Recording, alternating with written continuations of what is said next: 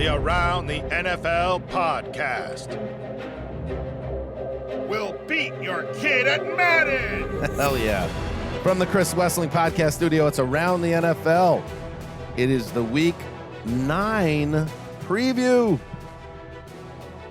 And draft. Dan Hanzus here. Heroes, Gregg Rosenthal, Marc Sessler. This is it, Mark. This is the end of the season. Psych, it's not even halfway, but we're getting closer to halfway. It is close to halfway, which would suggest that, it would be broken up by a lengthy intermission or halftime or a rest. But it's not going to be. It just keeps barreling on, and I'm so excited that it does. Right, it almost feels like it's starting this week. It's like we got the first. Well, it's almost Thanksgiving. Coach, that's the start. Yeah, right, we got the first coach firing. We got the first week of games where it's like, ooh, this is like a big, juicy, meaningful week of games where there's some weight to it. Well, I think the true sign of a season getting up there in mileage is when you start seeing games where both teams are just like, bye-bye. Yeah, it's we checked out. When we get to the play out the string games late in the season, but, if we keep adding playoff teams, that will never happen either. We have a lot to get to today because we're going to, ahead of our draft, preview the Germany game, which is a corker. We got some primetime games to hit that we usually hit in the middle of the week, but the schedule is a little funky because of the trade deadline, B-. But first, let's start with the firing. This went down poorly timed for us during a dark period on Tuesday. We got pantsed big time. Mark Davis, after we kind of flashpoint focused it a little bit, not an official episode, so I don't want to take credit for it.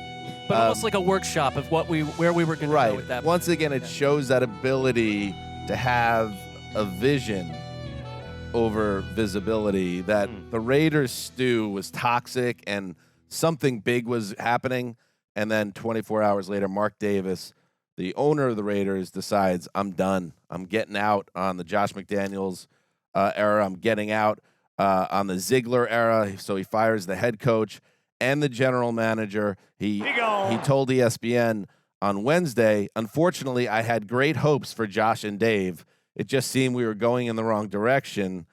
So with the trade deadline, I just felt like it was time to make a change, time to make a move. I don't know. There's something about, it's like talking about your college buddies at the dorm. Unfortunately, I had great hopes for Josh and Dave. Just couldn't make it. Josh and Dave didn't make it. So there we are. They're starting over. And how much are they starting over? Rap Sheet then reported later in the day that Jimmy G, he also, he's going to the bench after just a pathetic Monday night showing. And now it is Aiden O'Connell's team, probably for the rest of the year. Greg, a total implosion like the old casinos in Vegas. I've been fascinated with some of the day after reporting. Vic Tafur, who we've talked about at The Athletic, had some really good stuff where Mark Davis just thought, where is this empty confidence coming from with Josh McDaniels and Ziegler? And at a certain point, he realized, these guys actually don't know what they're talking about. And it is sad that the Belichick coaching trees had some tough moments. I mean, they had the coach of the year a year ago, Brian Dable, if you want to count that. He was there for 10 years. But Josh McDaniels going we'll count it. Well, going out we must. Sad. With that, ultimately him starting Brian Hoyer in a game against Tyson Bagent's Bears is what got Josh McDaniels fired. Because he was living in his fears. He didn't start O'Connell, which Mark Davis clearly wanted him to do. He thought it would be the safer move, and he lost by 3 scores to Tyson Bagent. And that is sort of the way you get fired. And it's like, this is going to be his last chance to ever be a coach. That's just it's a sad way to go out. The whole run was sad for Josh McDaniels. I think the thing about Josh McDaniels, being at multiple Patriots Super Bowls where you'd be at those media days, and there were a lot of these Q&As with Josh McDaniels where he talked about coming out of the Broncos apocalypse, which was one of the most disastrous coaching runs we've ever seen, that he had grown, that he had changed, that he saw through new eyes. And I feel like this Raiders run, which also included him losing to Jeff Saturday in a disaster. I mean, talk about a fireable offense, but it was just too early in the fact that, Mark Davis has to pay him for another 5 years. It's no new ideas. Old faces from his past, guys like Brian Hoyer, who had no reason to be on the field, and an offense that couldn't get out of its own way, and in front office that, we're going to move on from Derek Carr. We're going to bring in Jimmy G. I think Derek Carr had a little bit to do with Mark Davis as well, obviously. But it's like, what was the vision? What was the plan? And, I thought the one drumbeat of critiquing the Raiders is that they're proud fan base, and I like Raiders fans in general. The concept of them, like, come at you, be like, you can't talk like negatively about our team. You don't see what we see. It's like, we saw all along what the owner's seen is like what he called a regression, and they regressed. They were regressing before our eyes into something unwatchable.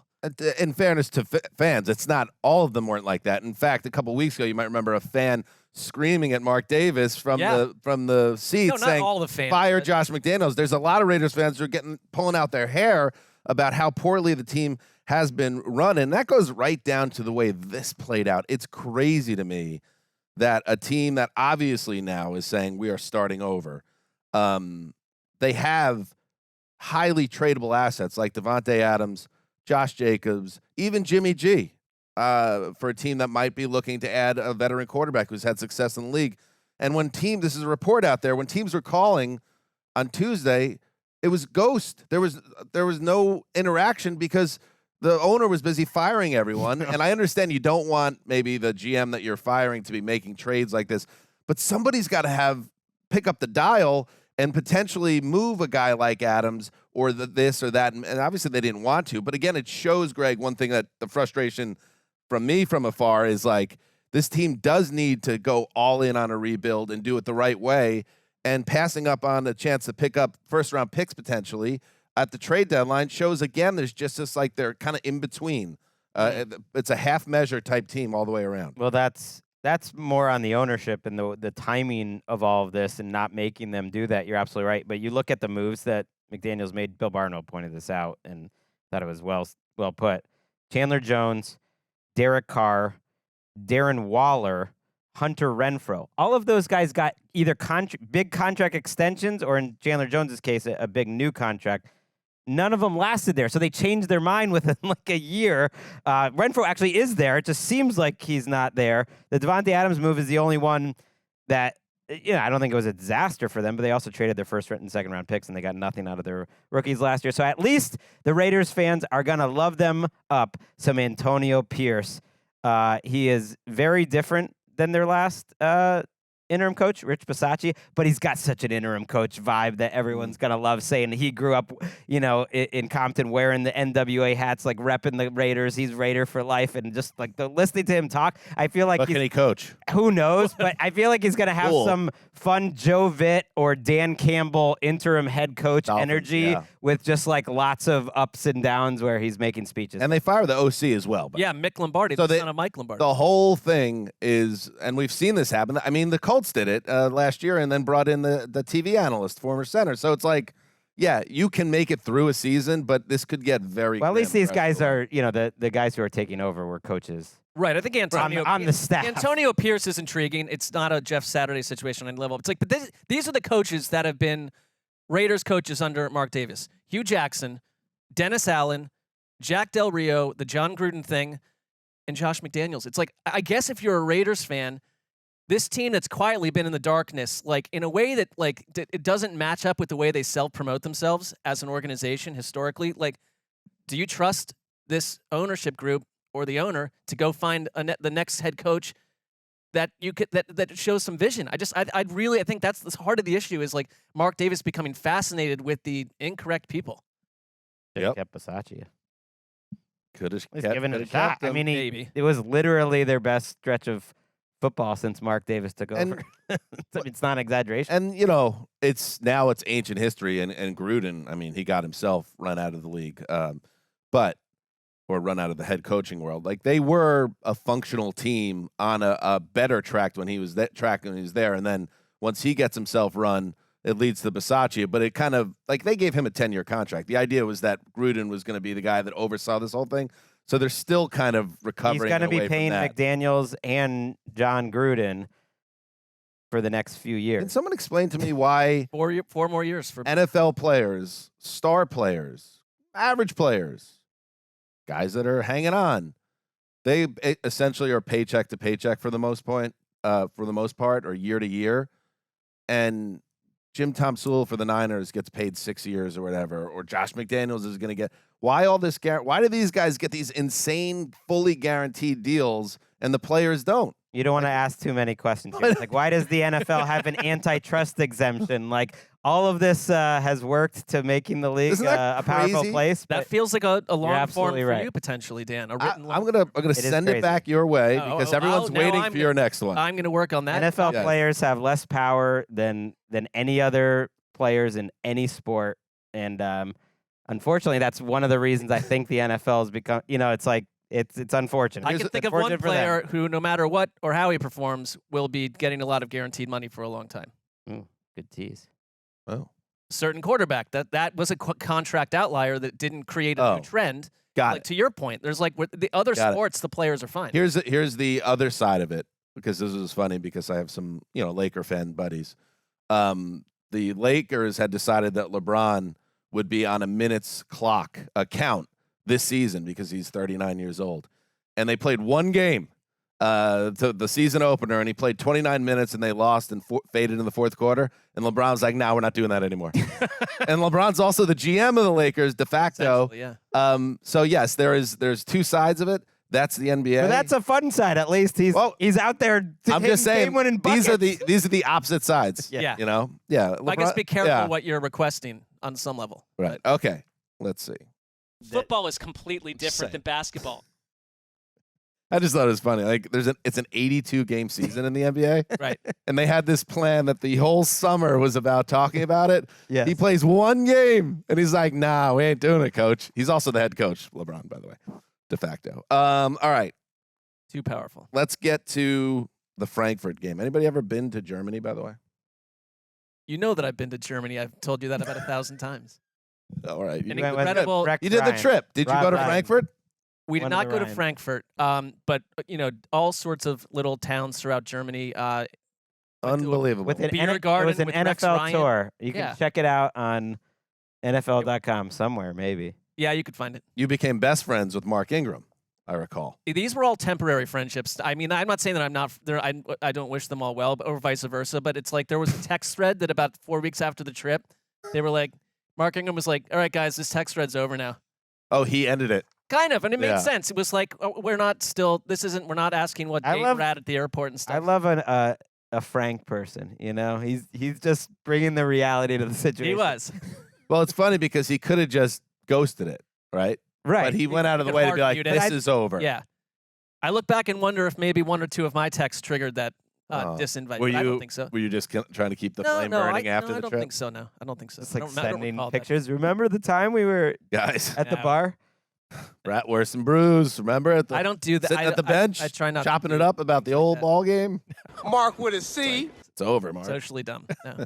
All right, let's talk about it because it's a banger. It could be the game of the year. It has that type of potential. It's time for the first game presented by DraftKings, and it is the Miami Dolphins against the Kansas City Chiefs in Germany.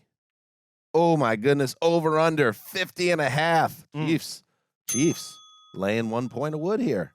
That surprised me right off the bat, and it's a lot of respect for Patrick Mahomes. What, that the Chiefs are favored? A little bit. How about I thought it was surprised they're only by one. Just because, and I know, and I had some Chiefs fans who were getting on me a little bit after the podcast last week. Like, how come you're not factoring the Patrick Mahomes had the flu or whatever? And it's fair. I tend to not take that as seriously with these athletes because so many times we hear, oh, he had the flu and then throws for 412 yards. And it's like, I guess it's a different flu than I get when I'm literally dying. But Mahomes played poorly. He turned the ball over. In general, it felt like the Chiefs just were sleepwalking through that game against the Broncos. And Denver, to their credit, executed and pulled off the upset. So I guess my surprise, Greg, is that the Chiefs looked so mortal last week against a sub-500 opponent. And the Dolphins, man, are you telling me the Dolphins aren't going to light it up in Germany? I think they could. Well, it's such a different matchup. I think the Broncos defense has played the Chiefs tough twice in 3 weeks. Like we saw it before. We saw it on Thursday Night Football. Dolphins defense has been getting better, certainly since Jalen Phillips returned.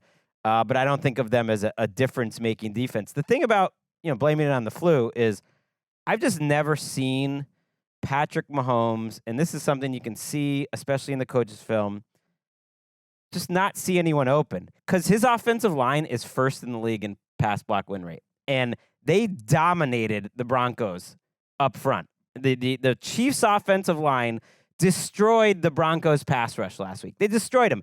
Patrick Mahomes is sitting back there all day, just chilling, looking for someone to throw to. Does the flu make him not throw it? I don't think so. There just aren't guys open. And so it is truly shocking to me to see an offensive line this good, coached by a team with Andy Reid and quarterback by Patrick Mahomes, and yet you're just not finding players open, except some weeks Mahomes kind of runs around and goes to the line of scrimmage and he creates a play on his own. But the timing of these two offenses could not be more diametrically opposed. The Dolphins have the best timing and rhythm in the entire NFL. Patrick Mahomes is hitting almost nothing at the back of his drop and letting the ball go. Yeah, and that line is one of the only lines in the league that has had every starter play the entire way, and he has been well protected. And, by every metric, this Chiefs offense is the worst that we've seen in the Mahomes era. And it looks like it. And I think last year it was there was a lot of hemming and hawing about who they could become, and they worked their way out of it. And I think it's fascinating that this is the week that, and I like that it's in Germany, and that's great for our world and all of that. But we're at Tyreek Hill going to Kansas City. There'd be a little bit of extra juice here because I think this offense clearly misses a game-breaking type talent. Now, it doesn't have to be Tyreek Hill, but they haven't replaced what he brought to that offense on any level. And it's they look a little mystified to me through the air. And now it's their defense is their strength. And their passing defense has been really great. And so can you go do to the Dolphins what a couple other teams have been able to do to slow down what is an electric air attack? For what it's worth, they are 5th in offensive DVOA, 5th in defense. They're the only team other than the Ravens to be top 5 in both. So their offense actually has moved the ball and had some big games. But that's the thing that keeps their statistics from getting into a funky spot, because when they do flash like they did the week before, they're just gonna be jumping teams because they have that gear sometimes. But I brought this up before, Mark. You're right about the Tyreek thing, but this isn't the first year Tyreek isn't around. Last year they had Juju Smith-Schuster and Mahomes threw for 5,000 yards. And I think they're missing that extra. I don't know because even but who is it? Rice kind of is Juju. At this point, I'm not saying that Rashee Rice is much worse. But that's my so it's my the question. Rest of everything, right? So it's everything if else. the offensive line is healthy and Mahomes is healthy, and Rice has really kind of emerged as a guy that Juju Smith-Schuster, he's not an elite guy. So it's Kadarius Toney was there last year and didn't really flash. Travis Kelce has been quiet for about half the season, and then Travis Kelce. So he's not quite the same guy, but I think I'm still struggling a little bit to wrap my head around why the offense is taking such a big They step do back. have the 4th most drops in the league. Little things like that in certain moments can matter, but then it's do you turn around and point the finger at Mahomes? I struggle to do that. No, I think it's just a lot of things being true, and maybe it's defenses having a better idea how to slow them down. Or a small sample size. Right. We've only seen. But it is another year of no Tyreek Hill, and you're right. Defensive coordinators could learn more. Jalen Ramsey returning was a big deal for the Dolphins last week. It wasn't just the interception. He made a couple nice plays. In theory, he helps unlock that defense. Xavier Howard might also return this week. They've had some injuries at safety, so they're getting a little healthier on defense. And that has to feel good. And then you flip around, and I just wonder, Spagnuolo and this defense, they've been really good. This is a big-time test for them. Can he scramble the mainframe with Tua? Because Tua's playing very well, but about once a game, he almost predetermines what he's going to do, and he has so much confidence and in the system and the timing that he doesn't consider that it might not work, and he just throws to a spot. And it's can Spagnuolo get his cornerbacks and his safeties to that spot? Because Tua's had a lot of interceptions this year. Is it 9? Is it 9 turnover-worthy plays? Whatever it is, it's way more than his pace was a year ago. He's almost matched it. But he's also been better, I think, overall. He's been very good. But the Chiefs' defense, to me, can make big plays. Can they disrupt that timing and just make a couple big plays from the cornerback position and get some turnovers. I do wonder about like the Dolphins like offensive line. You've got Chris Jones coming at you. They do have Teron Armstead is practicing on Thursday. That's good. But they've got like 4 or 5 guys banged up to the point where backups are banged up behind starters. And like Tua gets rid of the ball so quickly is like 0 turnover worthy plays against the blitz. Like he's been pretty pristine when there's pressure. So you got to find another way to get to him. This will be a big test for the Dolphins. Their wins this year: Chargers, Pats, Broncos, Giants, Panthers, Patriots. Their losses: 48-20 to the Bills, 31-17 to the Eagles. So, 2 big tests so far this year. They failed them both. And you can't say they didn't fail them because in both games they were outclassed. And now you get the Chiefs. And in those 2 losses, they went from being one of the best offenses, obviously, in the league, and with any way you look at it, to having a negative EPA to put them at the 27th most effective offense against the Bills and the Eagles. So here comes Kansas City. Their run game the last 2 weeks, I think defenses are trying to stop the run almost first, which seems crazy. But the last 2 weeks, 45 yards against the Eagles, 72 against the Patriots. So I think they're going to need to run it better this week. Like how you feel about the Cowboys, Mark? If they lose 31-17 in Germany on Sunday morning, don't come to me in January and tell me I have to take this team seriously. Because you just flopped 3 auditions. I think that's fair, though, because in the you've first got a half of chance the year. to change for if there's people with creeping doubt, like turn around what we think. A smidge of doubt. Yeah. Like, you don't even have to win this game. Like, if it goes back and forth and it's a really competitive game, I'm cool with that. But if you no-show and get beat by 2 scores or something, it's like, okay, go get all your It's stats. not an outlier. at that point. Kyrie, go get your 2,000 yards. Tua, win all the awards. But, like, am I going to take you seriously when the crucible of the playoffs arrives? I will be, yes, doubting them at that point. So it's an important game in a lot of ways. Okay. Did you have one last thing, Greg? Well, just a wild booth here. Looking forward to it. Rich Eisen, Jason McCourty, and Dan Orlovsky. So this is a one-off. It's NFL Network. It's Orlovsky, who's at ESPN. We got Stacey Dales, our friend, on the sideline. Sarah Walsh in the house. I'm ready for this. It's we got the time moving this weekend, daylight savings, so we actually get an extra hour of sleep. It's not quite as early here on the West Coast, so that's 4, nice. 5. I mean, they got 5. Why not make it 8? Well, no, send the ATN guys just to wander around on the sidelines. Sarah Walsh and we Stacey have Dales, I believe, are on the sidelines. They're not. Yeah, why not? But Well, yes. send us there. We could be on We'll the be in the sidelines, end too. zones. Sure. Not too late. We could get there in time. All right. We've done it before for a different network, Yes. We an absolutely. overseas outlet. A bang. All right. Let's move to the other primetime games. Another You don't want great to say one. Sky Sports' name? I mean, they're great people. You can say them. I think everyone, in that part of the world knows that we're on Sky Sports, Wow. so it's redundant. Bills at Bengals, Sunday Night Football. Now we're talking. And you know who I'm looking for a breakout performance from? Tarico Collinsworth.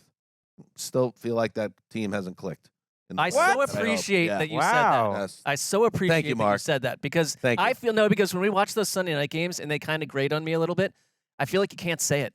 Everyone's like, no, they're perfect. It's like, I mean, all right, they somewhat annoy me, and I don't. You know what it was is. Well, perfect? You've always been It's anti-Collinsworth since It's not the start of the it's, show. It's like the Also, maybe not a football's him. still on at nighttime. That factors in as well. depending on the matchup, that could be true. But This that's is a not great what I'm one. This trying is a to- great how one. do I approach No, that? This one's different. My point is, Yeah. Al Michaels, end of prime Al Michaels with Chris, chef's kiss. Mwah. Mhm. Tarico and Collinsworth, I don't sense. I'm just gonna say, Greg, and I love Tarico. It hasn't been a home run for me so far. I think by a wide margin right now, Joe Buck and Troy Aikman are the best team. I'd agree. And I didn't think that necessarily a couple of years ago. But I think they have taken the mantle from Nance and Romo of the Sunday night team. The Thursday night team has never really, I think, got cooking here with Herb Street and late period Al. I think that's the crown. I know you're talking prime time, but Burkhart, Olsen are right there for me too. They've been It's disrespectful for me not to bring them up Yeah, they've been because they're the number one team. And they are very good. But to me, it's Aikman. a lot of pressure on Tom Brady. Right.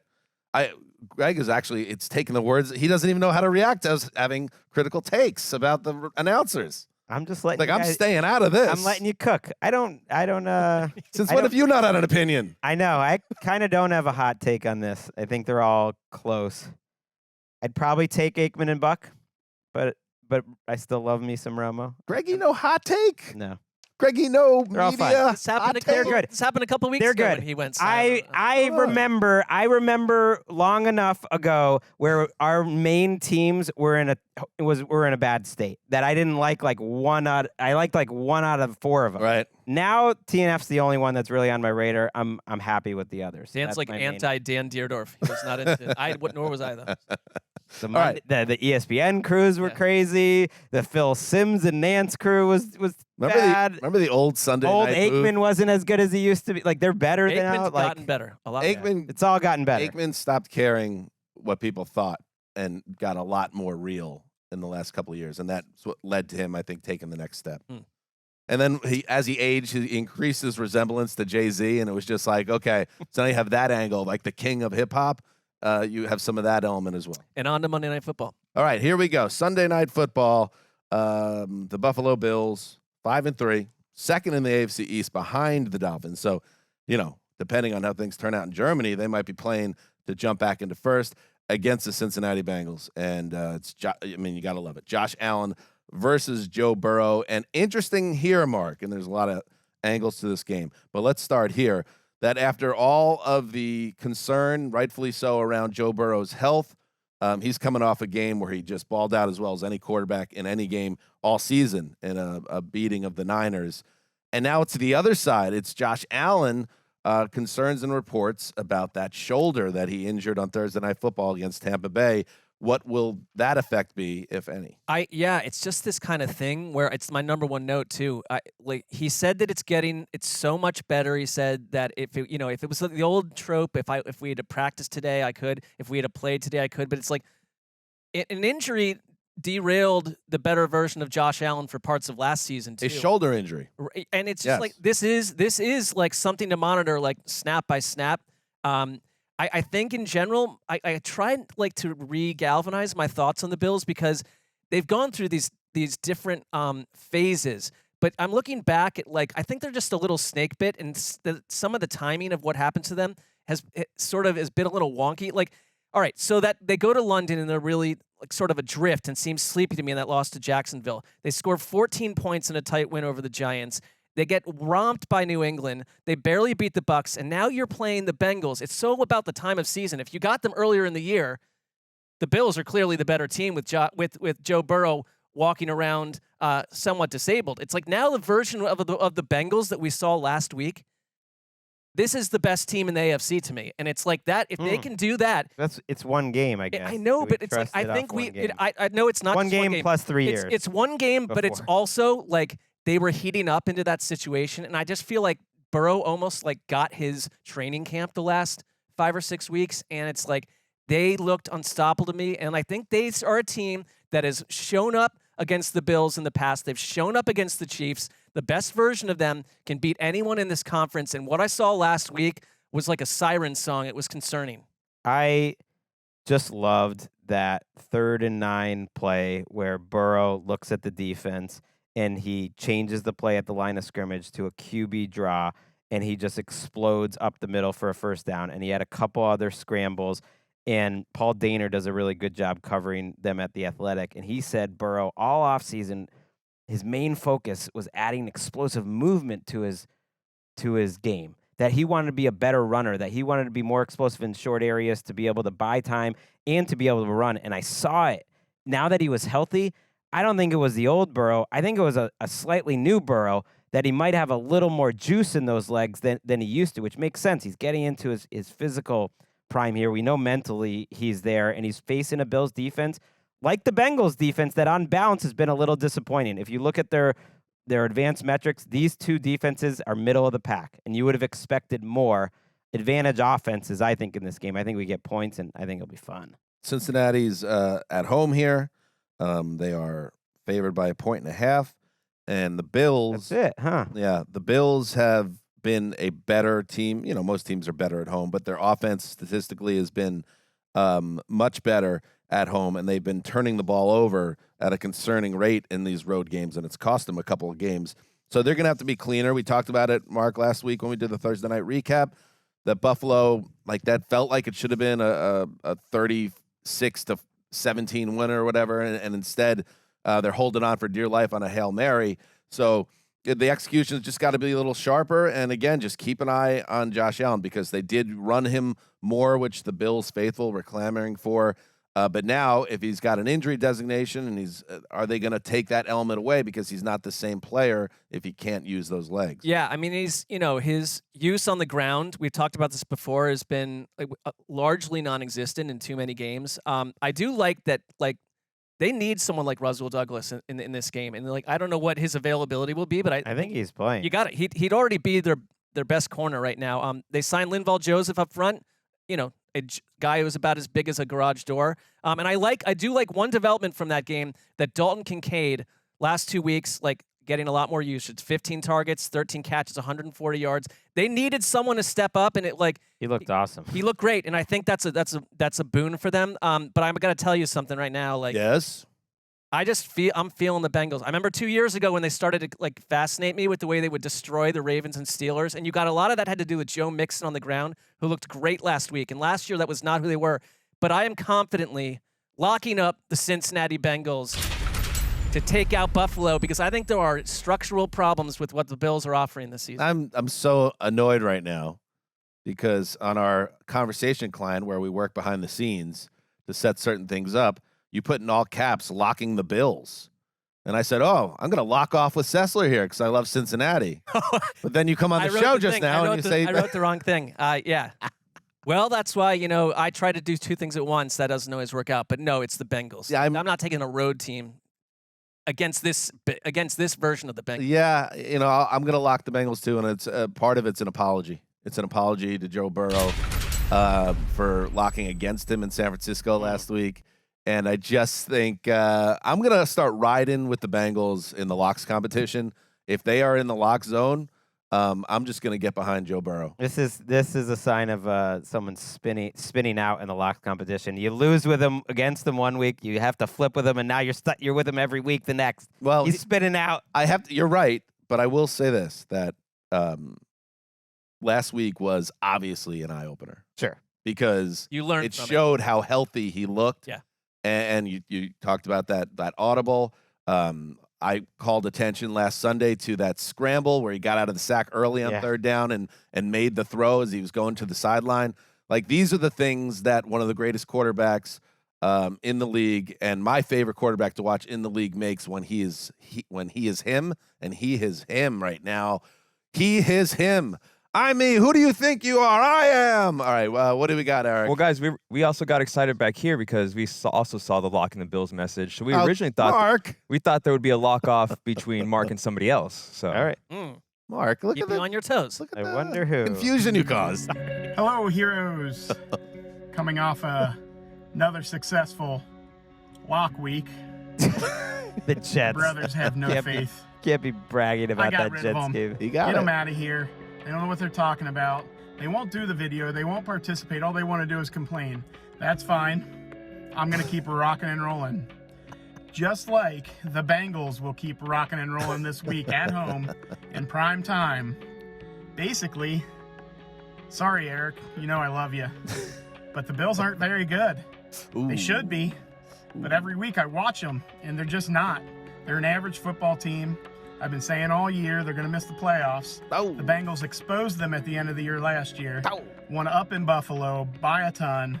Dominate them. They own this Bills team. GC. Joe Burrow throws for 3 touchdowns. The Bengals win big. Lock it up. All right. I love it. And Nick's getting hot, by the way. If we want, can we have the standings, by the way? I know we haven't seen the Rosenthal pick yet. But we have... Yeah, this isn't right. Dan's 3 back. What do you mean? How would you know that? Because they sent it out on How would you know that? to our Twitter. Do you study this more closely than anything in your entire life? No, but they sent it out this morning on Twitter, and they added me, and I saw it. The So he's- ATN lockups. What is his record then? I believe All I I'm remember 500. was Mark We're all and at Dan were 3 back. That was all I He's remembered. tracking it, isn't he? Absolutely. Yeah. They sent it this morning. Oh, yeah.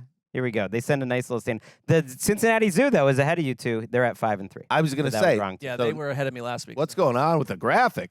So we got Nick, who's hot, by the way. I think they were 1 and I'm 3 at one confusing point. one.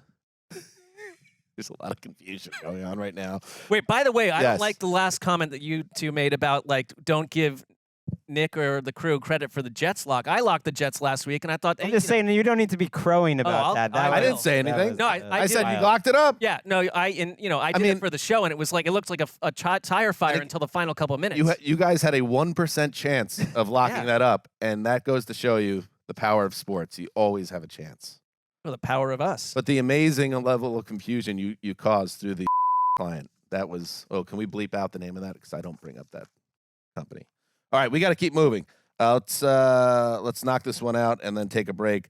Monday Night Football, yes. The aforementioned Jets coming off maybe the ugliest win in history of pro football, but they did win, and they're on a 3-game winning streak. Host the Los Angeles Chargers. I feel like, man, 3.5 Chargers are favored here on the road, which seems weird too. Yes, it does.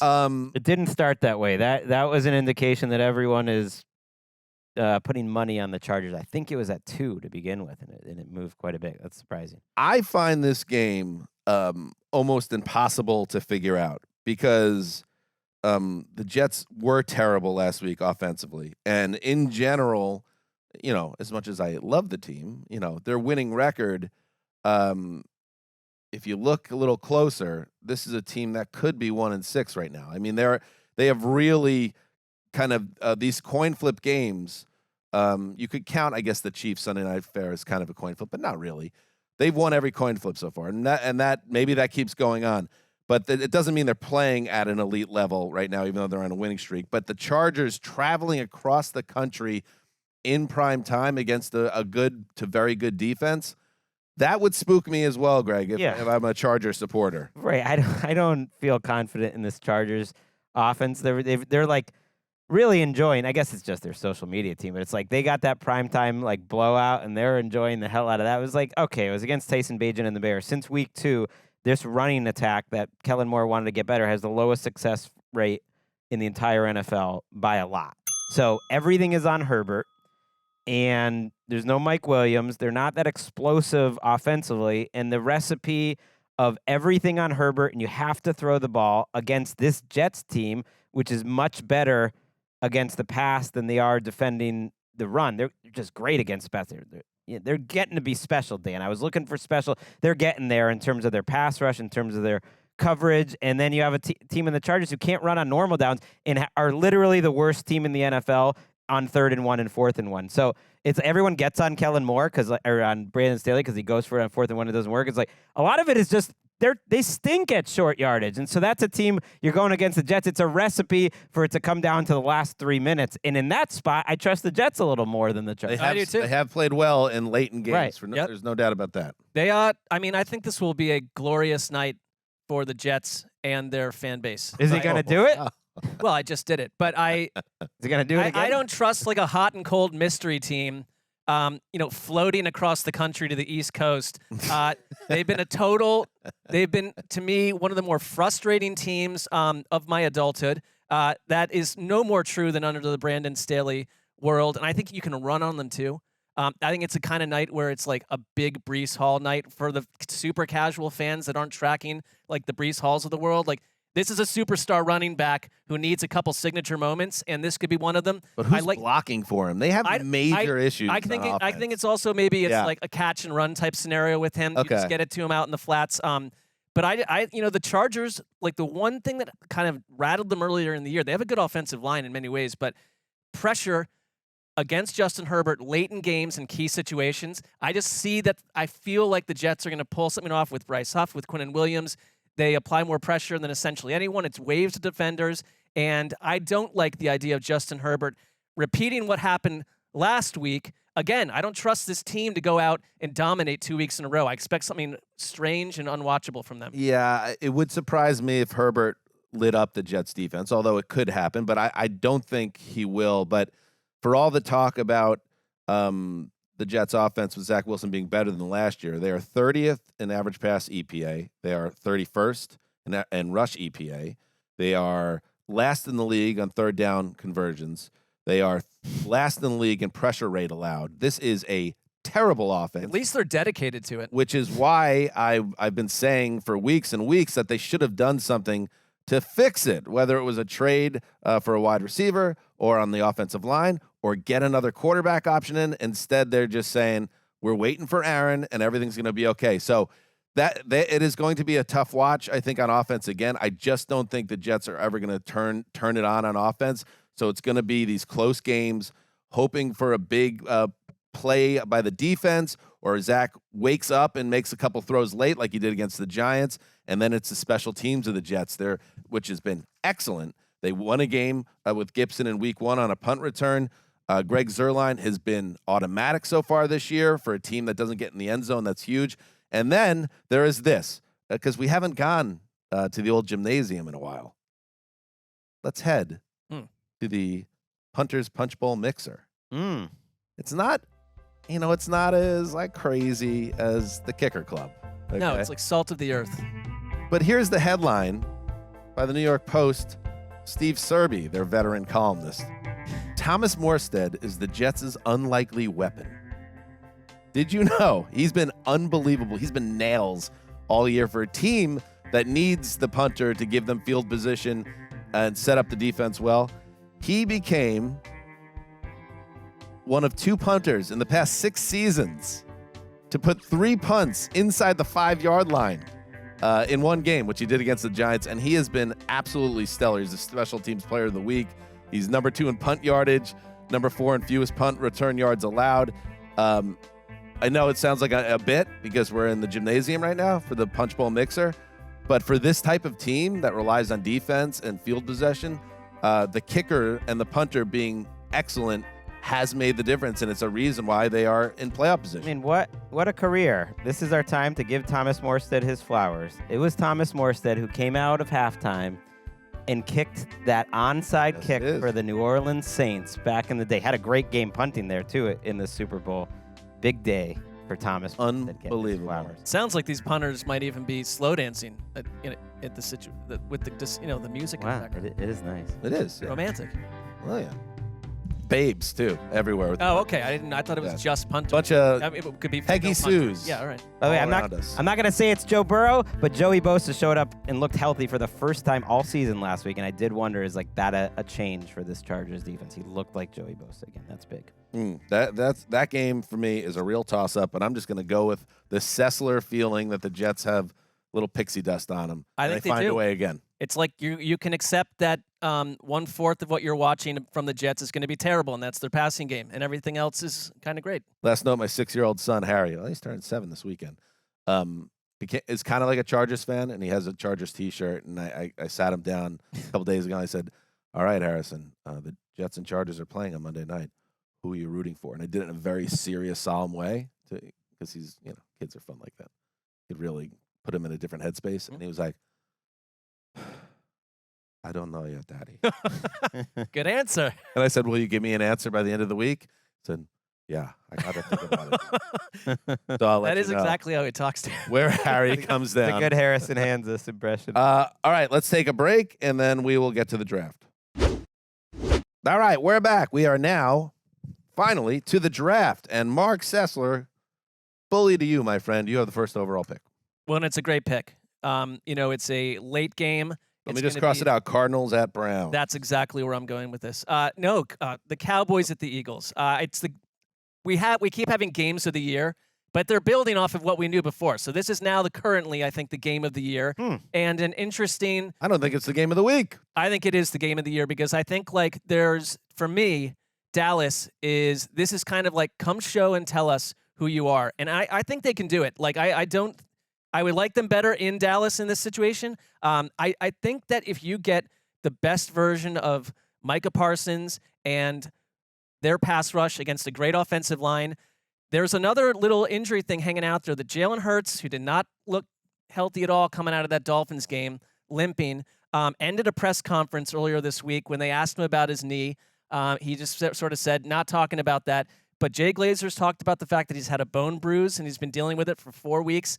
And you're going to get less played great last week. I know he played great. I guess what I'm saying is if you can find a way, and this is the thing, can you nullify A.J. Brown and Devontae Smith? If not, this thing is could potentially not be that close at all. I mean, I could see Philadelphia just doing what Philadelphia does, but can you challenge Hurts to have to get out of the pocket, to have to run a little bit more. I mean, I agree he looked like fantastic a week ago, but this injury's just been hanging around, and it's just the kind of thing I'll monitor. And last week's Dak Prescott and what they did to the Rams, because when they win, they blow teams out, and they kind of ended the Rams season potentially with what happened to Matthew Stafford. I mean, they kind of end the Giants season in week 1, if you think about it. When all parts of what they do are working, like special teams, they got it last week, defense, offense, it's like they are pretty unstoppable. So it's like, can you go through a week of practice in the biggest game of the year when I do have doubts about who they are in big moments and just say, forget it. Last year, Jalen Hurts and Dak Prescott never faced each other. You had Cooper Rush in one game, Gardner Minshew in the other. Now go do it. One-on-one, see what happens. That's why it surprised me why you think this is the game of the week. But I'll say this. I think the Cowboys are the equivalent of what I was just saying with the Dolphins, because the Cowboys obviously failed a huge test against the Niners, where they just were embarrassed. They got it handed to them, and they kind of licked their wounds and recovered from that. But now here's another big test. And again, it's these teams, if we are to take the Cowboys seriously, it is the Niners and the Eagles that they have to show that they are not going to be bullied by or kind of be brushed aside or be the team that gets kind of laughed at on Monday morning because one of the big boys just pants them in a big spot. You got to go prove something. And I kind of like it, Greggy, that the game's on the road, because if I'm going to take the Cowboys seriously, you got to have a couple of these wins on your resume, and going to Philly and taking out the Eagles would really change the dynamic in the NFC. I agree, and I will take them seriously even if they lose like a close game. Same thing what I said about the Dolphins. Right. Like, That's fair, yeah. If you go back and forth and lose, that's okay, but you can't get blown out. Right. But to Mark's point, I don't know if it's the game of the year, but it might have the biggest impact in the Super Bowl race of any regular season game for a while. Because depending how you want to look at the NFC, there's either 3 real deal Super Bowl contenders, or there's like 5, let's say, and 4 of them are in the same divisions, the West and the East. And the Eagles will get up 2.5 games on the Cowboys with only 8 to play.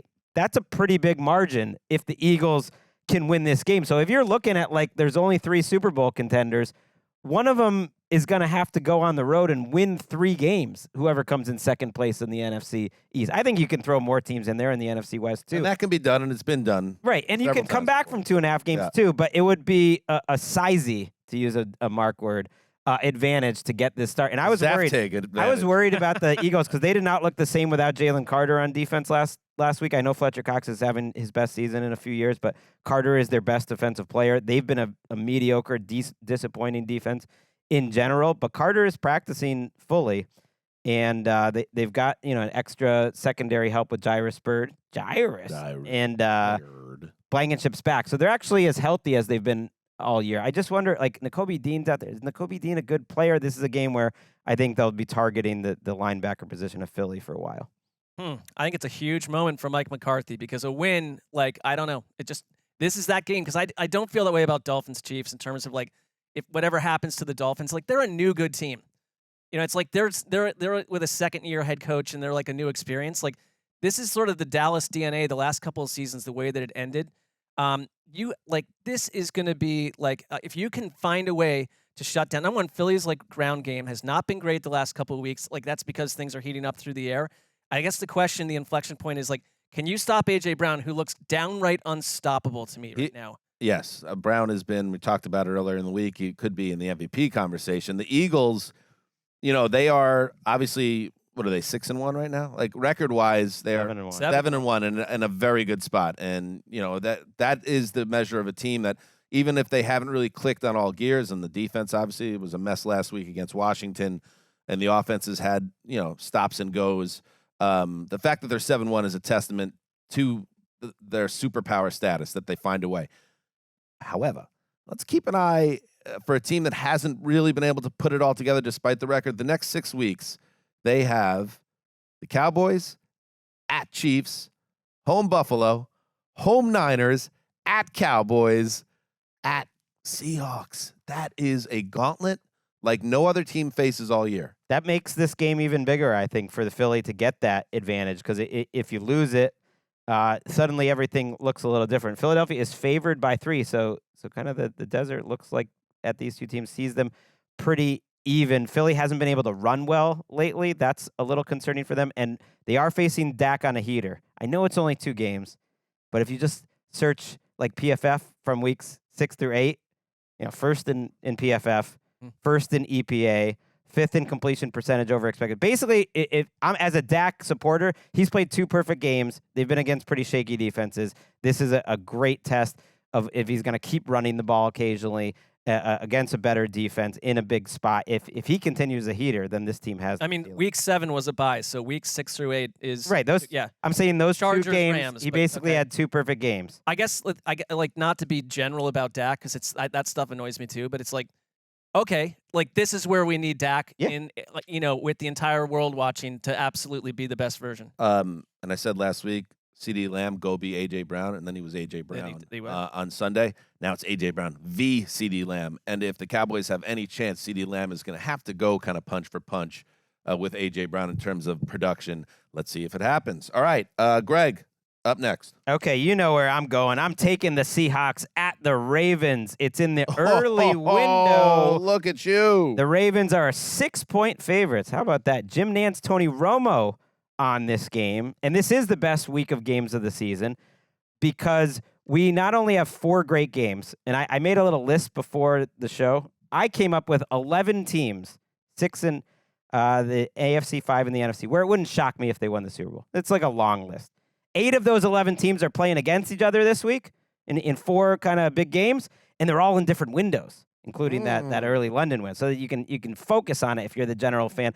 I love this. I am a little worried for the Seahawks offense because this is a team in Baltimore that really forces quarterbacks to make quick decisions, and Geno's really improved at not taking sacks. You can tell it was a point of emphasis. Get rid of the ball a little quicker. Don't take as many sacks. That was probably his biggest weakness as a quarterback coming into this year. He's really improved on that, but sometimes he just then makes a throw that you shouldn't make.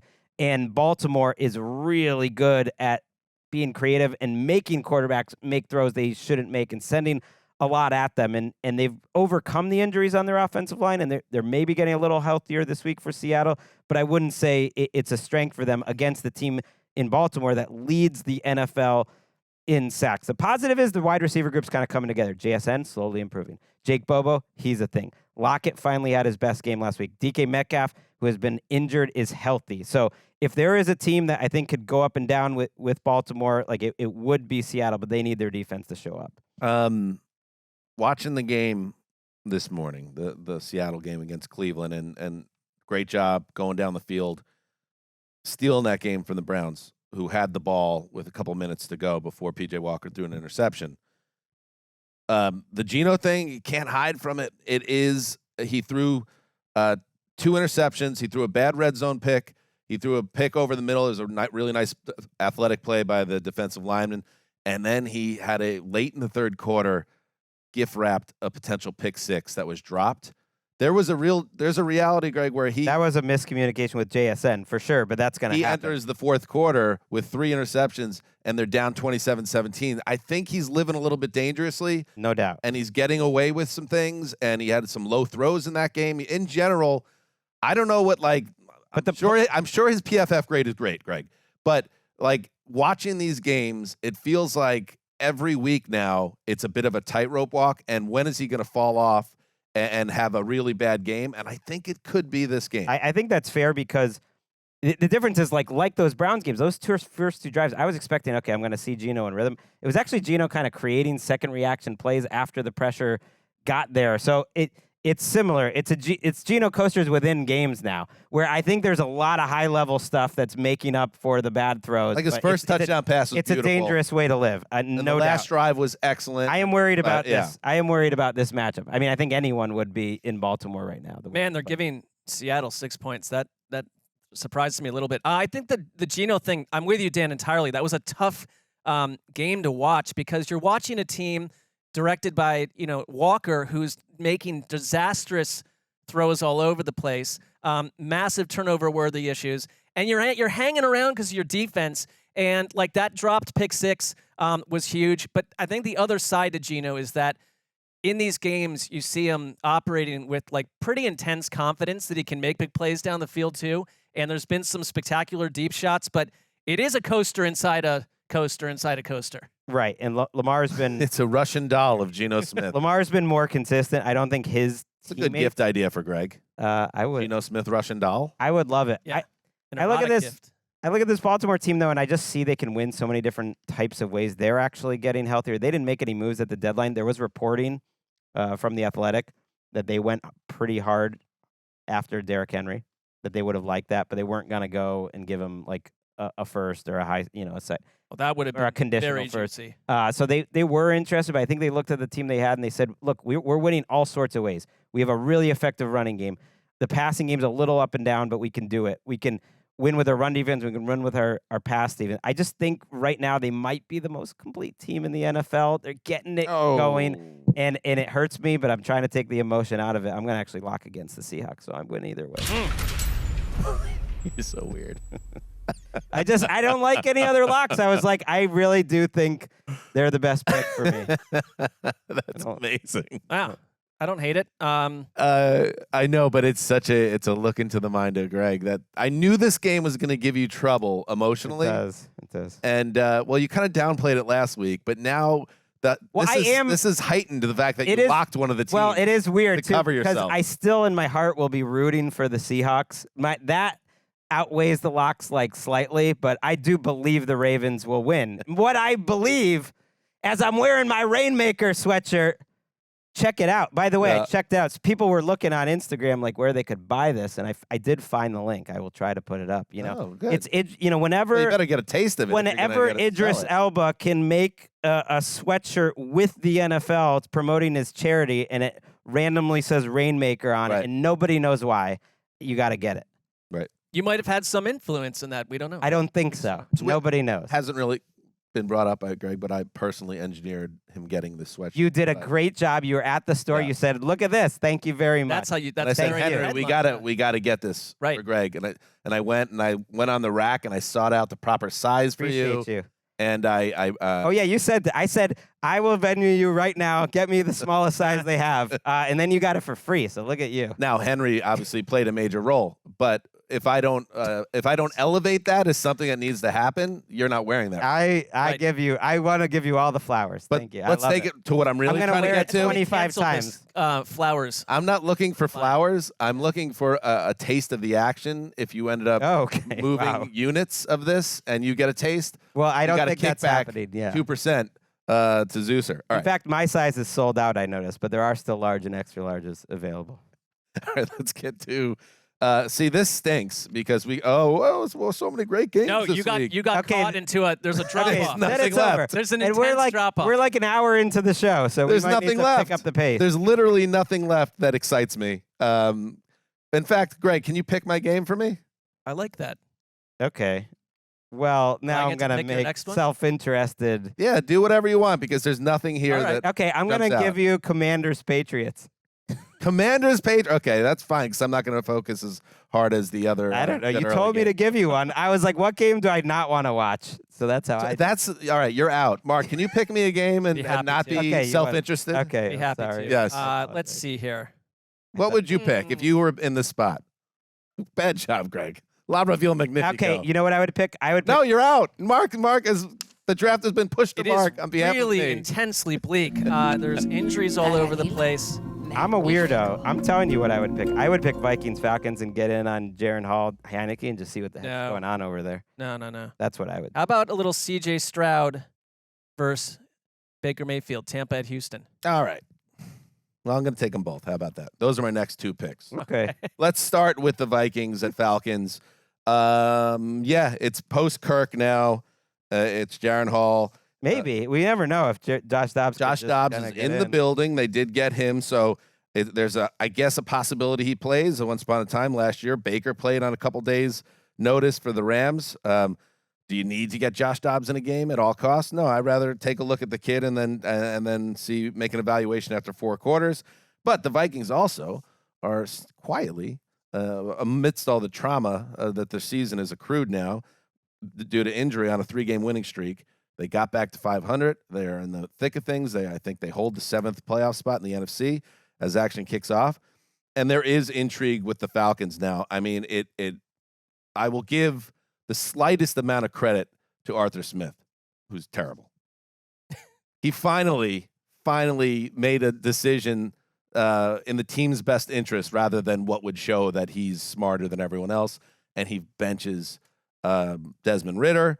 He's a backup quarterback, as he always was. Who knows what would have happened with this super soft schedule they have if he would have pulled the trigger a month ago and gotten in what I think is a very good backup quarterback in Taylor Heineke. Maybe they are in the mix for the first or second seed in the NFC. It's not crazy when you think about their schedule and what lies ahead. But now they have a quarterback who can potentially get hot. And again, this is the general idea of the Falcons heading into the season is, they could be fun this year because they have Drake London, because they have Kyle Pitts, because they have Bijan Robinson. They have pieces here, ostensibly a good offensive mind at head coach that can pull some levers here. Okay, none of that worked. But now you have a guy in Heineke who could sling it a little bit, and let's see if he's allowed to throw the ball and they can get a good mix of pass and run. If the Falcons' offense does actually show real signs of life, they certainly did in the half Heineke played on Sunday. It had to happen. It had to happen. And I think like what you're pointing to with Arthur Smith is something we all see, that it's just like the messaging around it was confusing. I don't care at this point. He's in. We need to see the change. That said, the thing that I think is a little interesting is that like Ritter's numbers and Heineke's numbers in general are like almost identical. But that's why I can't trust numbers like that. I agree with that. I mean, Heineke's Washington numbers.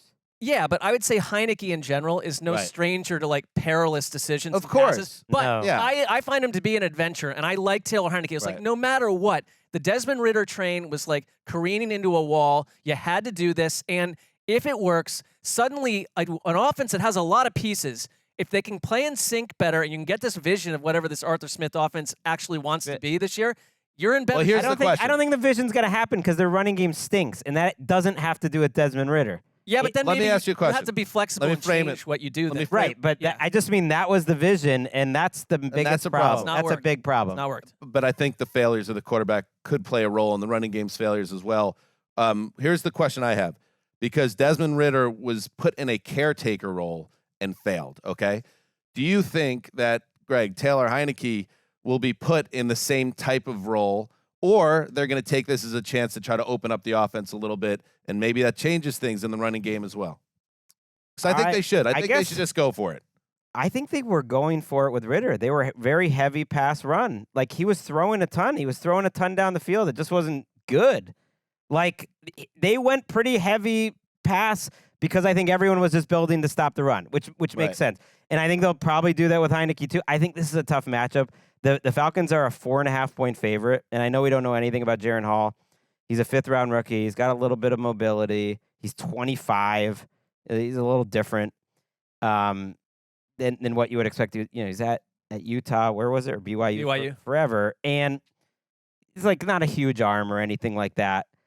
But Kevin O'Connell with the backup quarterback, and it's a tough matchup. It might just go sideways. But I hate giving the Falcons 4.5 right now because I look at the Vikings defense and I think right now that's the best group in this game. The Vikings defense is pretty good. It's like a top 10 DVOA defense, and you got a defense that is different than any other. Do you have a coaching staff in Atlanta and a quarterback in Atlanta that's going to be ready to deal with all this? Because the 49ers really weren't. The Packers certainly weren't. I could absolutely see Tyler Heineke turning it over 4 times and the Vikings feeling pretty great and winning this game, like if Jaren Hall gives them anything. So I don't like 4.5 at all. I think I'm going to pick the Vikings to win this game on game debut. Not that matters here, but I just feel better. I think they're good. The Vikings. So I don't know. We'll see about Jaren Hall. Their defense is getting better. I don't know. A lot of it was Kirk Cousins. You're right. He really was playing like a top 3 quarterback, but I just think they've got something going here. One thing, Dan, because it's not that it looked good, but they had Ridder throw the ball in five of these games, 31 times, 32, 37, 38, and 47. Right. So it's like that's kind of what you'd want Taylor Heineke to do, and you're just hoping it's a better version. I don't like that against Minnesota. I think they need a lot, but they need to get it going on the ground. And maybe you're right. Maybe they can. Even just having a better quarterback to extend drives helps the running game because you just get more attempts at it. And asking, after your quarterback's inability to protect the ball, being like, we got to fix this by turning to Taylor Heineke, That's not necessarily going to end well. But in general, They had to go. they had to do it. Yeah. I just feel like Heineke is going to be a more professional option. It just feels very Falcon-y And it's to week then slate. lose this game after all that. That's all I'm saying. Falcons fans know what I'm talking about. Sure. All right. My second game will be. Sorry, Mark. Tampa Bay at Houston. I kind of the Texans. I know I'm supposed to like watching the Texans. It's not there for me yet. Can I say I looked at every game? And I found a problem with every game. Yeah, So you pick your problem. I'll go with a gallery of the grotesque here. Let's go with the Giants at the Raiders. Because I want to pair. I'm definitely watching Cowboys Eagles. So let's pair it with it's like a Sauvignon Blanc. Well, I'm gonna give it, and then I'm gonna have like a ecto cooler, and it's gonna be Giants coming off. I mean, again, as I was saying in the text thread with my New York friends who are virtually all Giants fans, I'm calling it the 99% game when the Giants had the 99% chance to win on Sunday. You must be a delight on that Oh, thread. wonderful. But trust me, being the Jet fan in a world of Giants fans has been a difficult run for about 40 years. So the Giants fans can deal with that. You lose the 99% game. And now you get the Raiders. And it's interesting that the Raiders are favored by 1.5 with all of their misery right now, all of their dysfunction. The fact that Aiden O'Connell is the new quarterback, and you could say, well, that could be better. And I believe I saw, God, I wish I could cite who the report was. There was a report out there that the announcement was made, Jimmy G has been benched, Aiden O'Connell is going in, and someone within the team was like, well, that makes sense. He's the best quarterback on the team. There was a general vibe, and I think there were some whispers from our insiders that, in general, the idea of Garoppolo as QB1 always wasn't clicking behind the scenes, that he just wasn't playing well, whether it was in training camp, in practices, and certainly Probably a bad sign when games. you have to have surgery on your foot before you've ever taken a snap, and you had to like move things around because you couldn't pass a physical, right. and then you hurt your back. Like I think that's a good sign. In retrospect, it was a total doom scenario, and the fact that it was like, oh, Josh McDaniels needs to be reunited with Jimmy G, all that stuff is gone. So it makes sense. Jimmy G, by the way, is going to get the same exact situation now. You will not see him again because the reason they made Carr disappear last 2 weeks is they didn't want to trigger the guaranteed money, the injury designation there. And Jimmy G is the most fragile quarterback in the league. So he's gone, and they're going to get rid of him at the end of the year. So it's Aiden O'Connell against the Giants. I didn't fork the Giants a couple weeks ago. After that Jets loss, that's tough sitch, tough beat. But now you got the number 7 seed, for instance, is the Vikings, who are a team that's obviously on life support. I like the Giants in this game.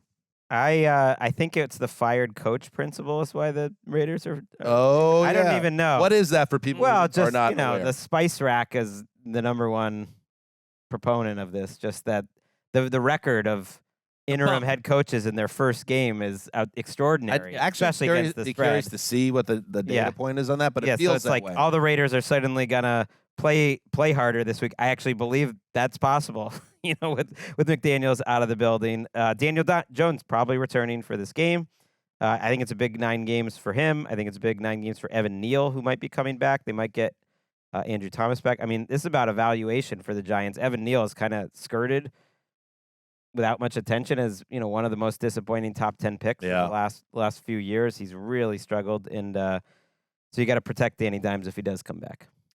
I don't know. I mean, it's I'm not. He is expected to come back, to be clear. Like, you've got Max Crosby in this game. The last time we saw Daniel Jones, he was getting absolutely blistered and was happening week after week. And it's like, you're not going to fix this Giants offensive line. If you take away that 31 points they scored against the Cardinals, they already are last in scoring. They average 9.1 points per game. And I know it's like, it's a soup of issues, but like everything, the shine that was on Brian Daboll a year ago, is completely off. It's like, I don't see a well-coached team, and I couldn't have been higher on them a year ago, and I know they've had injuries, but every team is banged up all over the place. They were an impossible, and it was from a team building situation, it was on them, but the fact that their third-string quarterback, they couldn't even trust him to pass the ball. I point to the rest of the season, too, though. But I guess what I'm saying is, like, if you have that Tommy DeVito disaster set up, I will give the offensive line credit that the Jets, who are a very good defense, knew he couldn't run the ball. They couldn't throw the ball. And he still, and this is a credit to Saquon, too, they still went over like 125 yards rushing. So that there's some credit to be had there. I think it's It's also interesting that they were being so careful with Daniel Jones, and then after the DeVito nightmare, all of a sudden it's like, yep, now you're in. You're back in. We'll see if he's healthy. But it's a game. It's a curiosity, put it that way. All right, Greg, you're up. I'm going to take Rams at Packers. This is where we're at. 3.5-point favorites for the Packers. If I have a great early game, I want one that doesn't need its full attention, and that's the Rams at the Packers, unfortunately. Right now, Packers one of the worst teams in the NFL. And there's some optimism since we last talked about Matthew Stafford in the sense that I think whatever the worst-case scenario, him going on injured reserve, that's not happening. He didn't practice Wednesday. They're not ruling him out. They tried to sign John Wolford in between. And so they got John Wolford paid because then the Bucs were like, "We're not letting you take This John was Wolford." crazy. So they elevated him to the active roster. Well, didn't Wolford say he didn't want to go to the Rams? I didn't know that part, but That he didn't. You are I mean, I guess adding you some good context. moved, like you probably got kids in school. It's like I don't want to go back to the Rams. That Really? to me. I don't think I will I look don't, at it right now, but that's I don't think private. you have a choice, anyways. I know you don't have a choice. If the Bucs wanted to keep him, they can keep him. So they did. Anyways, it just shows where the Rams are at in terms of their backup. That it's going to be Brett Rippon most likely. Although it sounds like Stafford, could push and try to play. If they did, I think if he did, I would like them in this game. Not because I would like anyone against question. the Packers. The Packers are maybe the worst team in the NFL. I mean, Yeah. they're possibly They're in the mix. Their defense is terrible too. Mark, I'm gonna ask you a question Okay. because we know each other very well, and the various things that make us tick as football fans and observers. You could say a lot here. You were exhausted by the Packers in the Aaron Rodgers era, and then you said repeatedly that you felt revitalized in terms of watching the Packers now that there's new blood there and Jordan Love. Do you still enjoy watching these Packers? Does it give you any juice, or are you now soured on them? Not Yes. in the least. I mean, Yeah. I think any human would have a similar response. Packers fans especially are not enjoying the experience. I think it's like pretty telling that Goody talked pretty openly about the fact that like the rest of the season was kind of like, we support Jordan Love, but a bit of a referendum on where they go. It's like this may not be a multiple year situation with Jordan Love. I think they're weirdly, even though Love is their guy and they gave him a 2-year contract, but they can get out of it.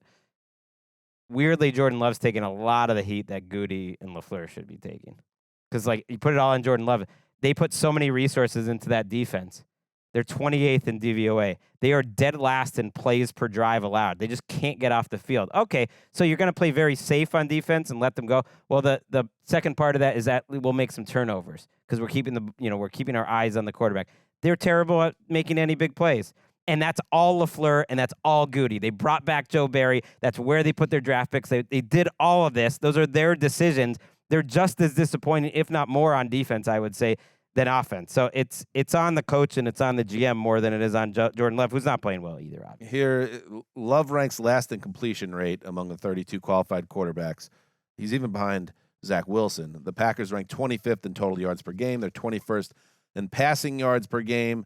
And I didn't really love some of the reporting, or I should say the headline writing around Gutekunst's. Where's the Brian Gutekunst theme song, by the way? I haven't heard that one in a while. It's been a while. That's more of a spicy, festive. It is Germany. Yeah, but you know what? It gives it a little pathos when there's bad things happening as well. Absolutely. There's that edge to this Yeah, guy's there's a little voice. bit of anger and angst to this anthem. It was kind of reported that the Packers are not sure if Jordan Love's the answer, and we kind of know that. But I think what he did say, like these next 10 games or whatever, are very important. Like, so there it is. I don't think it's as salacious as maybe it could be presented, but it makes sense. Like, he needs to show more than he's shown, certainly in the last 5 weeks or so. It started out pretty well. And It's really gone off a cliff. Yeah. if the Rams want to be one of those teams that could get in the 7th mix, which they could with, I think, a healthy Stafford, you got to win this game. Find a way. Even with Brett Rippon, I wouldn't rule it out. The Packers aren't getting that bad. 3.5. Your boy Adam Amin is on that one, by the way. Greg's boy. Is he and he's buried guy? Is that So that's Spiro Dietis, Excuse me. Sorry. But we like Adam Amin. Sure. Chicago guy. All right. I think he does the Bulls. Mark, it's I'm all over the league pass. good job, bud. Mark, you're up. Well, it would be disingenuous if I had picked a game that I thought would be entertaining for you to skip it myself. So I'm going to go Tampa Bay at Houston.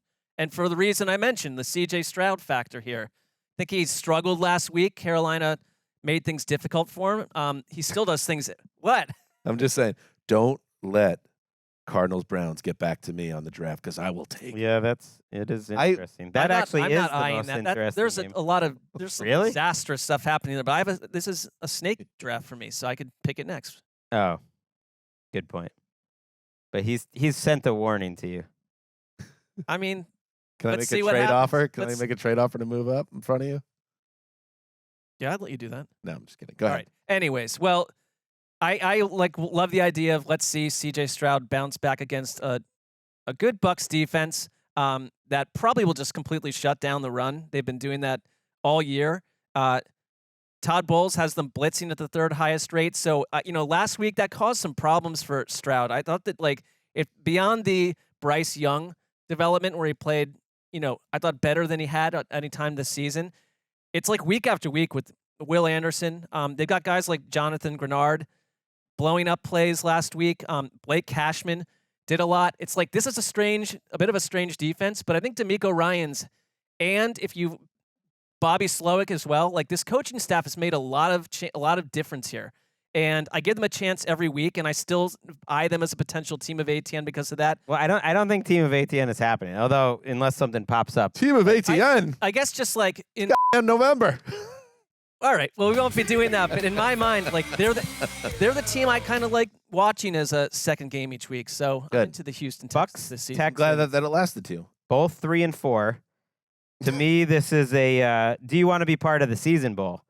And I hope the Texans win because they would be a more interesting team, I think, to be part of the season. When we were in high school, I now feel bad about this, but I'm thinking about there was a group of individuals that were called like the Just Their Gymnasts. And it was in Dan's parlance. They weren't really putting anything on the table, but they weren't taking anything off. They were Right. just the Just Their Gymnasts. They're just the, there. The Yeah. Bucs are the most Just Their Wait, who is? gymnasts. Wait, who were What the does this gymnasts mean? though? They were You mean gymnasts, socially? gymnastics. I guess they were just sort of They were known They were as being- there. I don't know if they were known. I don't think it was something that was voiced, widely. But I don't know if I. They were just sort of like, they were just kind of like there. You were like, oh yeah, the gymnasts. Like they were the crew. I don't know if I've ever actually shared this on the show before, and I think it would be helpful to the audience because I think it offers clarity in terms of You lived above a coal mine. a social circle. No, this has nothing to do with that. Okay. There are three types of people in the world, and I want to give credit. Speaking of the coal mine, Brian Patterson, wherever you are, bud. This was Brian Patterson's theory back in Pearl River. There are people that they sit at the table. You're at the table. You sit at the table, and they're bringing things to the table. Like, oh, here comes a turkey. Who likes burritos? Who needs a drink? I'll get you some. Then there are people like the gymnasts of West Massachusetts that are just sitting at the table, and they're not taking anything off the table. No. But they're not really adding anything. But they're there, and you don't really have an issue unless there are people that bring things to the table that could be sitting there, but then people that aren't bringing anything. They've been crowded out. Yeah. But then there's the people that you got to get out of your life, the people that take things from the table. Energy people. Where's the salt shaker? It's missing. Oh, where's the ketchup? Oh, we're missing the cutlery. Like what? Some people are just taking things off the table. Yeah. And those are the people you got to take out of your life. So if you're lucky, you have a lot of people that bring things to the table, and you got to feast. But if you got things missing on the table all of a sudden, reevaluate who's sitting at your table. Yeah, it's a percentage game. If you remove all the takers, then all you're dealing with are the givers and that middle of the road group. I still don't understand the gymnast part of this. The Bucs are just their gymnasts. But I like this. I think I heard Gymnasts were bullied by Gregg. No, no one ever said a word. Gymnastics team, or just like you were putting the entire gymnastics team into this bland category. Yes. Come for Gregg, gymnast. It wasn't me. I don't. It was just like a little only nickname. more confusing, but it led to yeah. I enjoyed that. I'm with you. I think I heard Spencer Hall, who's great on Bomani Jones' podcast this week, say if someone walks into the room and sighs heavily, that's the person you got to work wary about. And that's who's they sigh heavily. They immediately are trying to take control of the emotions of the entire room. I'm like, I can think of a couple shadowy league figures from our past that would like walk in a room 40 minutes late to a meeting and flip the lights on. Like, oh, now you're here. Here comes the attention. I'm immediately going to try to get rid of my bad energy onto you. I actually like that person that you're referring to, but action, I like him, but that was more let's like move on. a corporate lever pull, and I could think of a lot. Where's Tommy Lee Jones where you need him? Nowhere. Let's move on. I don't care. There. All right, Mark, it's back to you.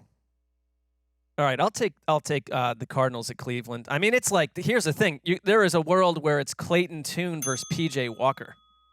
Yeah, it's still a big game for the Browns. There's They're a world where there is contender. a potential world where it could possibly, and it seems unlikely, but it could possibly be Kyler Murray versus Deshaun Watson. It's according to reports, it's most likely Clayton Tune versus Deshaun Watson because Watson has practice. He says he feels good. He doesn't want to commit, but it sounds like there's progress and it sounds positive. Yeah, I think for me, like Clayton Tune put into a tough spot here. They're missing parts on their offense to begin with. They weren't a great offense to start. And you're going to go against, in Cleveland, there's going to be some weather here, against a Myles Garrett-led defense that nearly beat the Saints a week ago with some incredible plays and like how are simply trying to survive the P.J. Walker experience. He has 9 turnover-worthy plays. 9. Every game. And it's like, I think it's like we watch P.J. Walker, like you can tell this guy cares. He's plugged in. But all that's like, not good enough. That's all fine though, right? But but the offense has been okay. Like the screen game, the running game. The run game has been good. I know, not but good like enough. Cooper's had big plays. I'm not. I think a week ago I would have been saying that, and that's all true. And Njoku's been good as well. But like you can't look past what PJ Walker has cost them. I think they have 2 more wins with some of the gaffes taken away. And that's not like I know exactly. Wait, what it's are not you a talking takedown. about? Which games? Just Some of Seattle. PJ Well, how about They won his other games. Yeah, but I'm seeing PJ Walker's like. Are we in the Greg PJ Walker No. and his ilk vortex? My right now? point is they had 385 yards last week. They gave up 362. I didn't look at that and say like the defense is totally carrying. Of course the defense is better, but the offense did more positive things in Seattle than I would have expected. I think they're not a defunct offense, but it's like PJ Walker. They're living on the edge with PJ Walker. But he hasn't cost them wins, is my point, because he's played in 2 wins. Yeah, he did last week.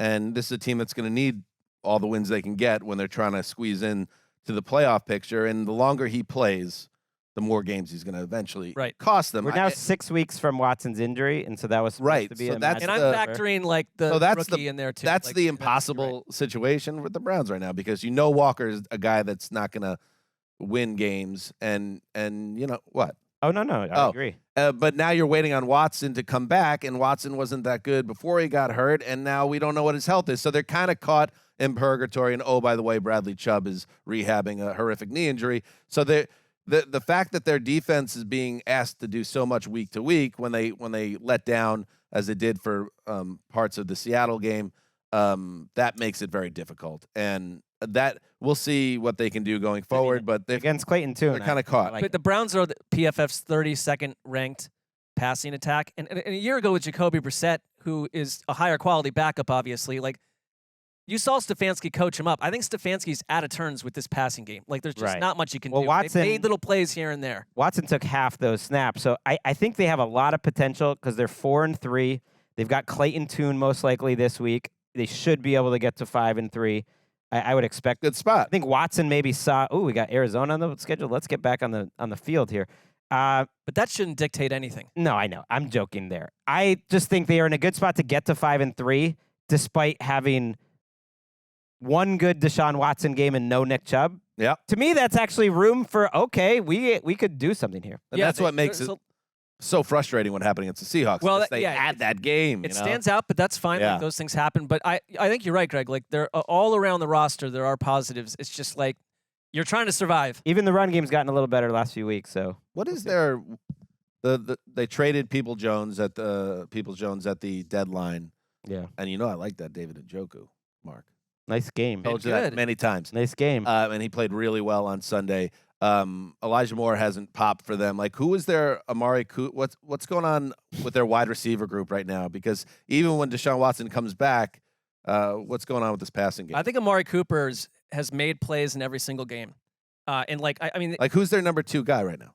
Like, who's that guy? I think it's Njoku. I mean, from a tight end position, Right. Elijah Moore. They've probably wanted someone like David Bell for 2 years in a row to step up and do more. They don't. I thought the trade was just a little mysterious, but That's what I mean. I mean, but Donovan Peoples-Jones had 8 catches, so they don't really have a clear cut third guy. Okay, let's take a break and then we'll finish the draft. All right, we're back. Home stretch, Greggy, your last pick. Oh, I need a late game. So I guess I'm taking Colts Panthers. Funny how the draft works. Not bad. The Frank Not Reich good. revenge game? No. Sure. I don't know. I think that could absolutely qualify this. How about the Bryce Young breakout game? Okay, I would like that. The Colts defense does tend to help opposing quarterbacks. I've been saying it on the pod for a while that I just think he's getting steadily better. At least took too many sacks last week against the Texans, Bryce Young, that is, but made a number of good throws too. He just looks like, I know he's so small that he doesn't look like a lot of NFL quarterbacks, but we've seen a lot of quarterbacks come into the league and they just don't belong. And to me, he belongs. And I think it's clear, like compared to a Zach Wilson or even a Mac Jones. Like, I just see it, and I think he's going to be okay. Now, is he going to be a huge difference maker? We'll have to find out over the next few years. They did make some big changes in Carolina. I thought coming out of the bye, they straight out benched Miles Sanders. So it's a Chuba Hubbard and Blackshear running back field with Sanders in the third spot. And then they benched Hayden Hurst and Tommy Tremble played some. At least they're trying some different things. They're playing some younger players. And I think they went with kind of Thomas Brown, the new play caller, his guys, and they have a little bit of vibes after the first week. I thought Young made some passes last week that turned me into a believer a little bit. Where I was before, I just wasn't sure. But I will say this: like, he got hit a lot, but he took a beating. He did, but you know what? He showed some real. I thought he showed some toughness. Like, he just kept getting back up. And maybe if you're like, everyone's always talking about how small he is, he's kind of just like. He took a ton of hits in college in the SEC. Right. Like, people kind of showed themselves when, and I'm not a big college guy, but when I eventually went back to do the study, it's like, well, you know, he was in front of the Alabama offensive line. No, they stunk last year. Like, he got brutalized up front. And so he's got hit a lot. We'll see. The Colts running game, though, is still the best thing in this game, and one of the reasons I kind of like it as a late game is like, give me some Jonathan Taylor versus one of the worst run defenses in the league. He got one carry, I think, with like 13 minutes to play. He got his final carry, and then they just didn't use him in their loss to the Saints for the rest of the game as a ball carrier. So I think Zach Moss has been, a pleasant surprise for them, but I think it's time to stop being so cute about it. How much were they using Zach Moss then down the stretch? Colts, well, they didn't have the ball a ton, but they used Zach Moss quite a bit. It was partly like it kept coming up in short yardage, and he is pretty great in short yardage. The Colts are favored by 2.5 who else is in this pretty game, great? by the way. Jonathan Taylor. Right. They've been answering these questions all week, so they're going to give him the ball. Don't be Artie Smith about times. it. Just do what makes sense. Common sense. By the way, the last 3 games, and before Anthony Richardson got hurt, I really loved the Colts as a team of ATL nominee. Gardner Minshew's fun, but the defense has got to be better. I mean, if the Bryce Young breakout game, these last 3 weeks at Jacksonville, they gave up 37. Against the Browns, 38. Against the Saints, 38. So it's there for Bryce to have. In fairness, Minshew's been a huge part of that. Yeah, he's been like a turnover-worthy That's player. fair. Giving them a ton of extra possessions. That's fair. That's fair. But I just feel like at home, this would be a nice Bryce Young story. Yeah, win a couple games. Count for 3 touchdowns and get people excited down there. Well, and the fact they don't have their own pick, it's Chicago's pick. I really feel like it's just gonna make it feel weightier that they traded all this for Bryce Young. By the way, at Chicago next week. Pinch me. All right. I close it out. I have like 400 games in the early window. Let's go with just out of spite. I'm gonna put the Patriots last, Greg. Bears at Saints. Bears at Saints. That's an exciting selection, Dan. Saints by 8.5. Saints 8.5 points. And you know what? I think that's fair because I like the way this offense looked. We talked about it, the best version of their offense all season by far. And I like the idea of keeping Taysom Hill involved. Alvin Kamara has really kind of shown signs of life. He's been a touch monster for them. He's really the focal point of the offense. Greg, one thing I want to get eyes on here, your boy, or the offensive player of the year prediction, Chris Olave. Where's he been? Where's he been in this Not offense? on the same page of Derek Carr, making big drops in his own head, getting arrested, being kind of the main character and in the spotlight in a way that he's probably never been in his whole career. That's and a tough not resume. necessarily handling it well. I think the arrest was for reckless driving over the speed limit. He is since week 4, and he started out great. We were talking about that. He was averaging over 7 catches and 100 yards a game the first 3 weeks. The last 3 weeks, 4.5 catches a game, 43 yards. He's not getting in the end zone, and neither is Michael Thomas, by the way. There's a disconnect in terms of the red zone with those wide receivers, which is why it's so important, Greg, that Alvin Kamara, who found the end zone twice, once as a rusher, once as a receiver last week, gets that mojo back, and Taysom Hill stays in the mix because he's another guy that has a nose for the end zone. That helps him so much. Yeah, when I made that list of who could realistically win the Super Bowl, I did not include any teams from the NFC South. I feel good about that. But this is a big game, I think, for the Saints to build on the most positive offensive performance in years for them and just take care of business and beat the Bears and keep it going because they have dudes. Shaheed's a dude. Kamara, I think, is looking better. He's not the old Kamara, but he's still a plus starter. And even Michael Thomas is, playing well despite what Kamara. Did you guys hear about this? Called I can't. This goes on fast. I can't say it, but the S word bug. He said everyone last week was taking IVs.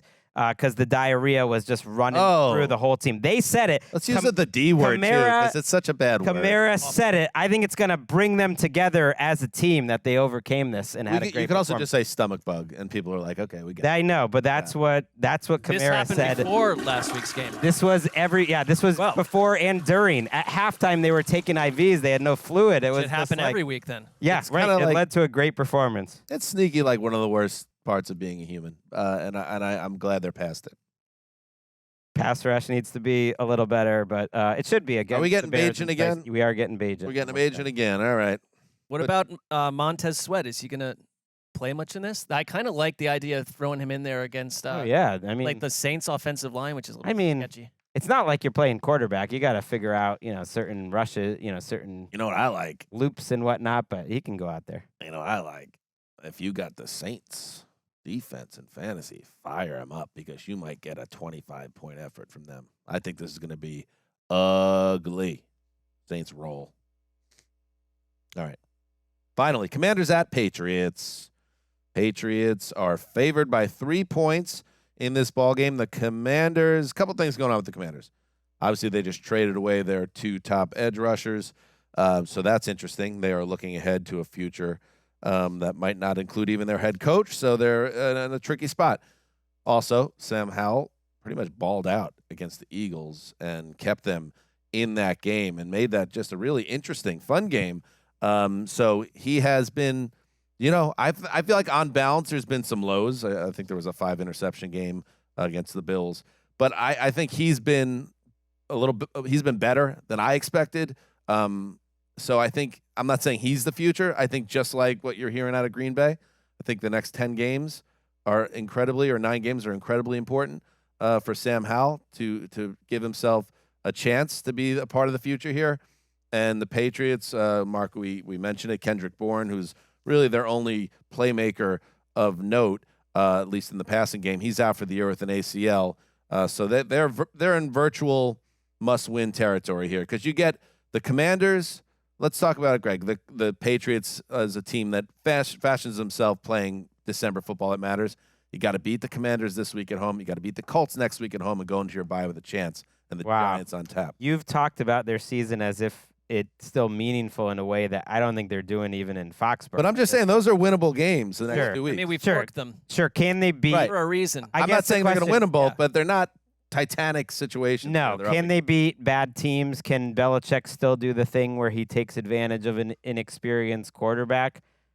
I guess you find those out, but I have a hard time with the Patriots favored over anyone. I'm actually surprised because I look at these two teams and I think, well, the Commanders are a better team. Their ups have been way higher. I mean, I'd take Sam Howell over Mac Jones right now. I don't even think that's higher upside. a question in terms of his high-level play. Yep. I've liked what I've seen out of Christian Barmore, but I don't know. Yeah, in terms of the Belichick, is he going to get another season or not? These types of games do matter because I looked at their schedule. I think of the 8 first games, 5 have been against the Bills, Dolphins, Jets, and Cowboys, which are, 4 of the best teams in the NFL. And then down the stretch, they only have like 2 of those games. So now they're playing more teams that are closer to their level, but I don't assume anything. I think I'd take the Commanders. I think you lose Kendrick Bourne. They put up 218 total yards a week ago, a flurry of 3-and-outs. Mac Jones is totally – talk about another quarterback that's like, I don't think Mac Jones is their starter next year. I mean, a lot will change between now and then, but this is one of the worst teams in the league. And if it's so important for Bill Belichick to show something, trade deadline comes and goes, and they don't do a single thing. I get that probably like this wasn't like a, hey, we're in buyer's mode. But I just saw a team that just like Josh McDaniels out in Vegas, which is completely inactive. That's kind of why I still don't think he's in danger. I think Mac Jones being just a guy, a supreme just a guy so far, for the most part in his career after that first year is like helps Belichick because I think that he's going to be the guy that goes. And then I think Belichick gets one more quarterback to try to do something. Right. Well, we have 9 games. If they go 4-13, I think you'll feel different. But I don't think that's going to happen. Yeah. I think that I don't think he's maybe Belichick's not the same coach he was, but I don't think he's like a liability. I think he will win games like this. I think he'll win at least one of these games and maybe both.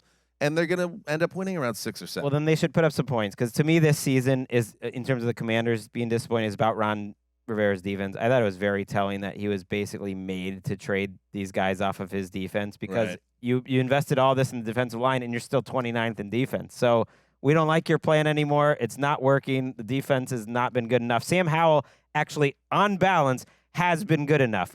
Think about how well he played in those 2 Eagles games. He played more than well enough to win, and they could have won both. If the defense was good, they'd be 5-3, and they'd be quite a story. Yeah, if you're Howell, like what all I'm really asking from a young quarterback is be watchable, make some plays, and like he does both. I hated Ron Rivera having to answer obvious questions about the trades, and he used the line to, well, this was an opportunity to see what else we have.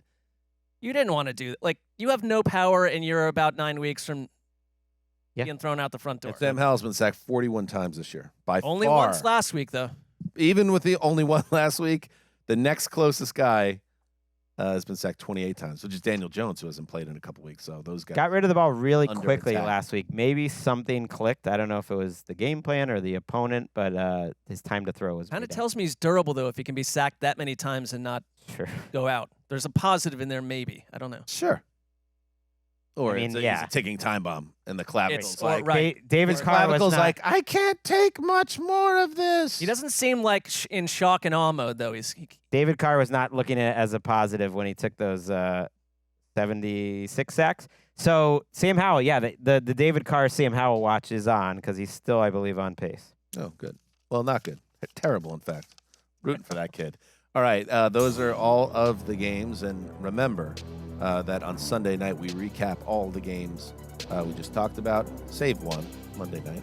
That gets its own thing. Until Sunday, heed the call.